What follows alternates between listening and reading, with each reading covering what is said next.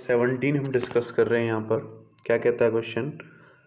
4 equal charges 2 into 10⁻6 coulomb each are fixed at the 4 corners of a square of side 5 centimeter. Find the coulomb force experienced by one of the charge due to the rest of 3 charges। तो पहले हम square बना लेते हैं कि ये हमारे पास एक स्क्वायर हो गया और इसके हर एक कॉर्नर पर लेट कर लेते हैं क्यू चार्ज रखा हुआ जिसकी वैल्यू हमें गिवन है, उसको हम बाद में यूज़ कर लेंगे। अब देखो इस वाले पर मैं टोटल फोर्स निकाल लेता हूँ जो पूछ रहा है, फाइंड कोलम्बियन फोर्स। तो ये वाला जो चार्ज है इसको इधर रिपेल करेगा F1 और ये वाला चार्ज उसको इधर रिपेल करेगा, ये F2 हो जाएगा, ठीक है। और ये वाला चार्ज इसको इधर रिपेल करेगा तो ये मैंने मान लिया कि F3 हो गया। अब ये टोटल एंगल हमारे पास 90 का बन रहा है तो ये वाला जो एंगल है हाफ हाफ हो जाएगा, 45 डिग्री का ये होगा बच्चों और 45 डिग्री का हमारे पास ये हो जाएगा। तो जो F1 है अगर मैं इसको एंगल की तरफ ब्रेक करूं तो इधर की तरफ मुझे मिल जाएगा F1 cos 45 डिग्री, ठीक है। सिमिलरली F2 को भी अगर इधर की तरफ ब्रेक करेंगे तो F2 cos 45 डिग्री हो जाएगा। और रिजल्टेंट फोर्स अगर निकाला जाएगा जिसको मैं F डैश का नेम दे रहा हूँ तो तीनों को ऐड कर लेंगे, क्या हो जाएगा F1 cos 45 plus F2 cos 45 and plus F3। अच्छा F1 F2 देखो ये जो डिस्टेंस है 5 सेंटीमीटर का है जिसको मैं R मान सकता हूँ, ये भी R सारे डिस्टेंसेस सेम है।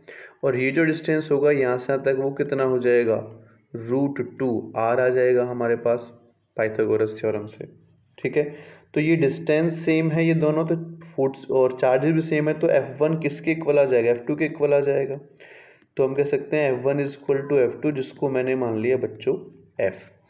सिमिलरली और F किसके इक्वल होगा वो भी मैं यहाँ पर लिख देता हूँ, क्या होगा K Q square upon R square के इक्वल हो जाएगा क्योंकि दोनों चार्जेस का मल्टीप्लिकेशन अपॉन डिस्टेंस कितना है R है। अगर मैं यहाँ से बच्चों F3 की वैल्यू निकालता हूँ तो देखो F3 की वैल्यू कितनी हो जाएगी, वैल्यू पुट कर लेते हैं K Q square upon distance. तो F3 कौन सा होगा, यहाँ से यहाँ तक ये वाला डिस्टेंस √2R का स्क्वायर करेंगे तो कितना आ जाएगा √2R का स्क्वायर करेंगे तो 2R स्क्वायर। ये किसके इक्वल है, ऊपर से देखो F के इक्वल है तो F3 कितना आ गया बच्चों F/2 आ गया। अब यहाँ इसकी वैल्यूज पुट कर लो, F dash is equal to F1, देखो F1 कितना है F है और cos 45 पे 1/√2 हो जाएगा प्लस ये भी F/√2 हो जाएगा प्लस F3 की वैल्यू कितनी है F/2 है। तो यहाँ हम वैल्यू पुट कर सकते हैं और उनको सॉल्व कर सकते हैं। तो देखो F तो तीनों से कॉमन आ जाएगा, ये 1/√2 कितना हो जाएगा 2/√2 एंड प्लस 1/2 हो जाएगा। और F की वैल्यू पुट कर लो, F की वैल्यू कितनी है K Q1 Q2 sorry K Q square upon R square है, यहाँ से हम देख सकते हैं। और यहाँ अगर मैं यहाँ √2 से मल्टीप्लाई और यहाँ भी √2 से मल्टीप्लाई कर लेता हूँ तो कितना हो जाएगा 2√2/2 प्लस 1/2, ठीक है यही होगा।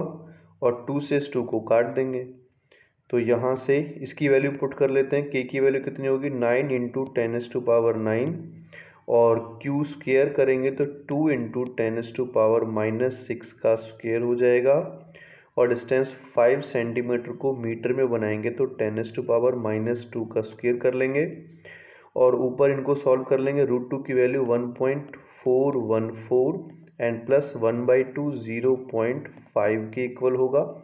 इनको ऐड कर लेंगे और सॉल्व कर लेंगे। आफ्टर सॉल्यूशन हमें जो इसकी वैल्यू मिलती है वो मिल जाती है 27.5 न्यूटन। तो इसका आंसर हो जाएगा